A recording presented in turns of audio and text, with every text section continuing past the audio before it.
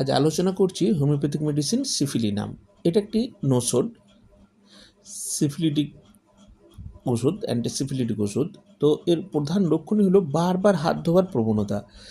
সিফিলিনামের রোগীকে আমরা দেখি, রোগী বা রোগিণীদেরকে এটা বারবার হাত ধোই, মনে হয় যেন হাতে কোনো ময়লা ধুলো লেগে আছে।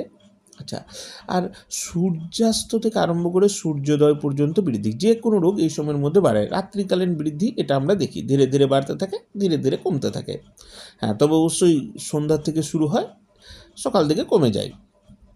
আর একটা যেটা লক্ষ্য করি আমরা, এদের চেহারা হবে নাক বসা, মাথা বড়, হ্যাঁ, দাঁতগুলো গর্তযুক্ত হবে, দাঁতে পেয়ালার মতো বাটির মতো গর্ত থাকবে, দাঁত ছোঁচল হবে, কাপের আকৃতির দাঁত হবে, দাঁতের গোড়া ক্ষয়ে যাবে, ঠোঁট ফাটা, মাথা বড়, কান বড়, নাক বসা, হ্যাঁ, পেট বড়, এরকম আমরা দেখতে পাবো।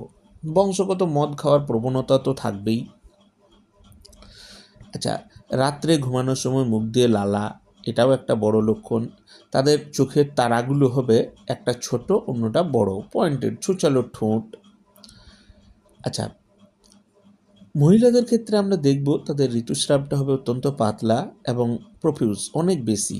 ন্যাপকিন ছেড়ে, ন্যাকড়া ছেড়ে পায়ের দিকে গড়িয়ে আসবে, তবে এটা খুব পাতলা হয়। কাপড়ের দাগ বিশেষ লাগে না, অল্প ধুয়ে নিলেই উঠে যায়, কাপড়ের দাগটা উঠে যায় সহজেই। একই জায়গায় বারবার হয়ে চলা রিকারেন্ট ফোঁড়া বল।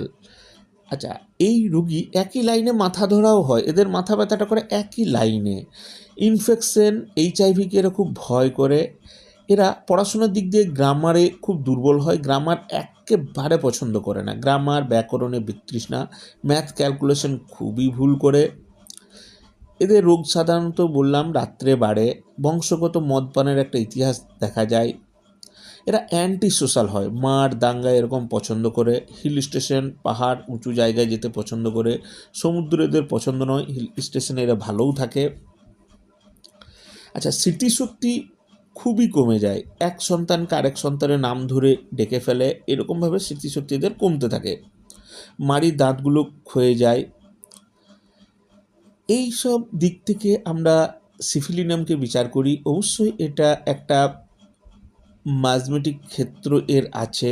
হ্যাঁ, সিফিলিটিক মাজমা আমরা জানি যে বিউবা, বাগি, এগুলো সবই সিফিলিটিক। হ্যাঁ, সিফিলিস রোগ